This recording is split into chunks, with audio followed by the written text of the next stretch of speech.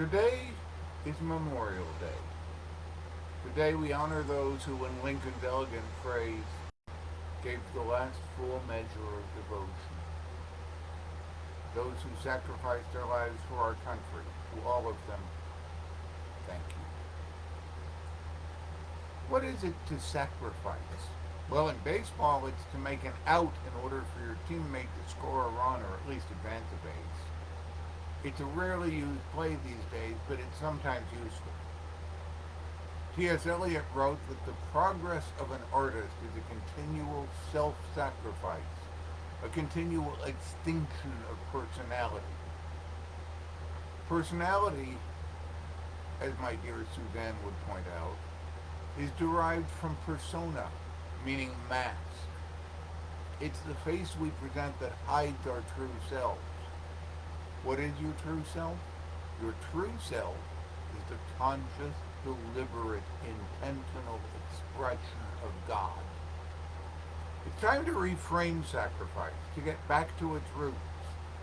The word sacrifice derives from the Latin sacer, meaning sacred, and facere, meaning to make or to do.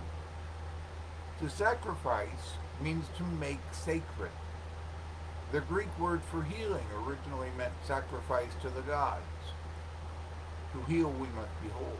We must sacrifice in the literal sense. We must make every aspect of our being, every moment of our lives sacred. We must live in what Ricky Byers called a holy, holy way.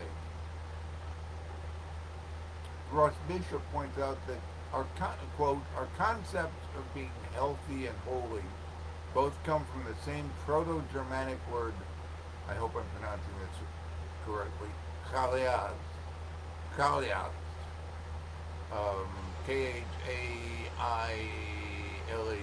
chalias, which means to make whole. To be wholly yourself, you must sacrifice your littleness, your sense of separation. You must make your life sacred. According to A Course in Miracles, to see a brother in another body separate from yours is the expression of a wish to see a little part of him and sacrifice the rest. Look at the world and you will see nothing attached to anything beyond itself. We must sacrifice that sense of separation to make our lives fuller, richer, more in tune with spirit. We must give up littleness to make our lives sacred. As Bishop tells us, the act of sacrifice was to literally place upon the altar of the gods, i.e., to surrender the part of the self that had been acting profanely without love. To sacrifice was to give up the short-term benefit of ego-based, non-loving behavior in favor of the longer-term, more positive benefit of holding the God space. In its true form, then, the act of sacrifice was to eliminate the influence of the ego, the toxicity of conflict and dissension, so that the individual could become healed, i.e., brought into greater harmony with the gods. Spiritual sacrifice is the surrender of the little self, the ego self. While a certain amount of ego is necessary, ego wants to rule. It's an act of worship when we willingly remove the ego self and surrender to the will of spirit. We choose the spiritual way instead of our own. And we try to align our own with the spiritual through tools like spiritual mind treatment. Sadhana, the spiritual practice of sacrifice, means to offer oneself to God.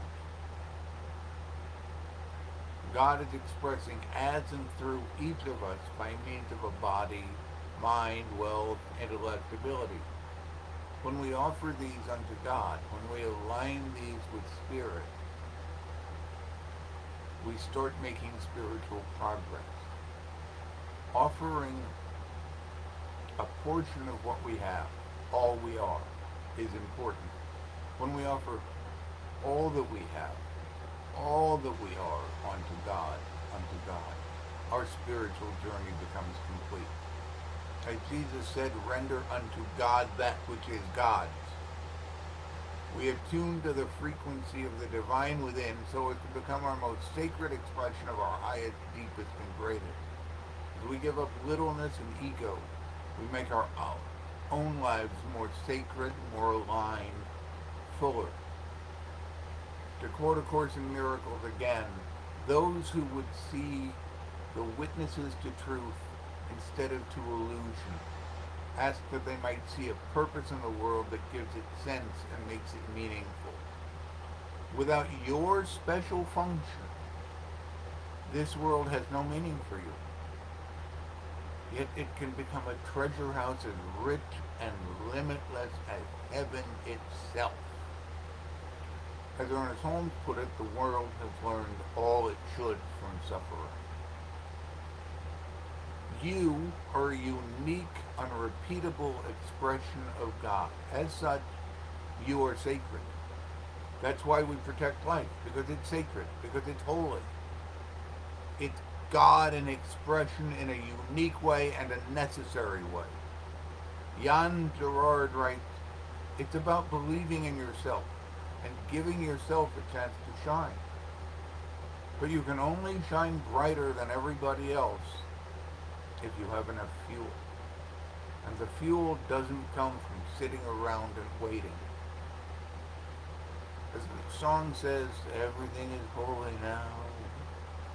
So this Memorial Day, remember those who made the ultimate sacrifice and make everything in your life sacred in their honor and for yourself and God. Be that sacred being that you are.